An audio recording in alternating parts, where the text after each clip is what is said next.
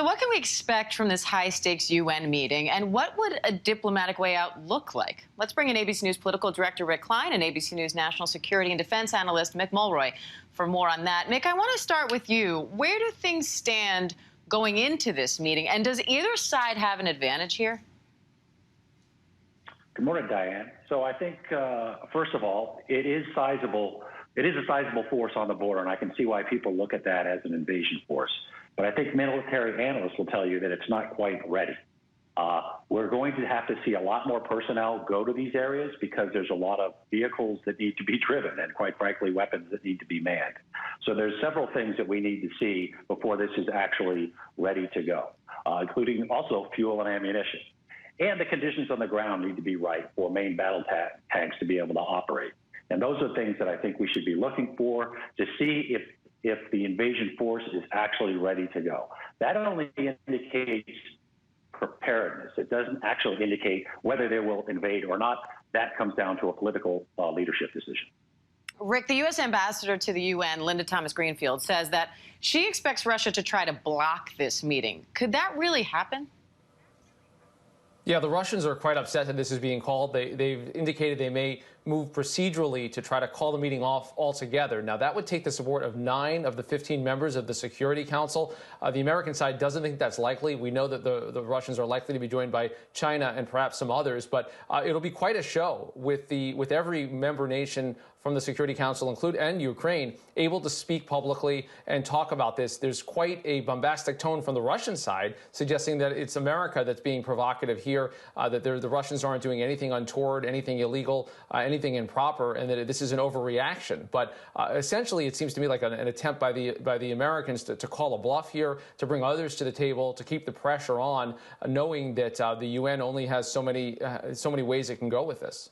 And Mick, the Pentagon says Russia has now amassed enough military forces to move on Ukraine. You say they're not quite there yet. So what red flags are you kind of looking out for at this point? So I think some of the things I just mentioned, that you see fuel, ammunition, and personnel moving out to the equipment that's pre-staged on the border. And then, of course, they have to get in formations. Before I was an infantry officer, I was a tanker. So tanks don't just start an invasion in the current configuration they are. They're going to start moving out. We're going to see all this. So I don't think this is going to be a surprise from the military side. We can see when they're ready to go. I also think we should start looking for the mobilization of the reserves, as those are most of the type of forces that they'll use to occupy once the invasion happens and ground is taken. They will need a force to come in there and occupy it, and that is done primarily by the reserve. So I think we should be looking for those steps, which would, again, indicate a preparedness to do an invasion. Whether the order is given, that comes down to a leadership decision, and that is what we need to be looking to. Rick, unfortunately, sometimes the diplomatic side of things takes a little bit longer, both to assemble and to execute. So what diplomatic options remain after this meeting? Does it feel like this is a last chance, or is there more down the pipeline? No, I don't think there's a sense of finality around this decision. As Nick mentioned, that we know that ultimately it's going to be a decision by the political leadership in Russia whether to do this. We don't know what kind of time frame they're on. We do know that the Olympics start in China. I mentioned China a moment ago, and there's some thought that Putin wouldn't want to arouse the world community in the middle of the Olympic Games that are being hosted by an ally, someone that's standing with them on the world stage, and it may be that they're waiting out a little bit of the winter may make more sense.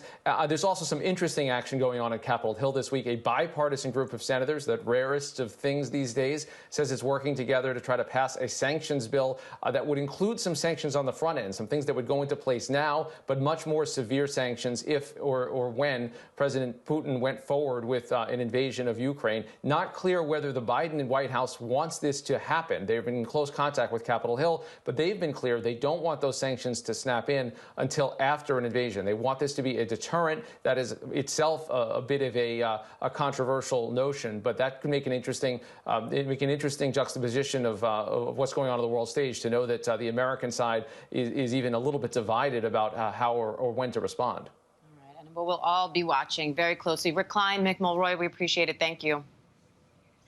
Thanks, Diane. Thank you. Hi, everyone. George Stephanopoulos here. Thanks for checking out the ABC News YouTube channel. If you'd like to get more videos, show highlights, and watch live event coverage, click on the right over here to subscribe to our channel. And don't forget to download the ABC News app for breaking news alerts. Thanks for watching.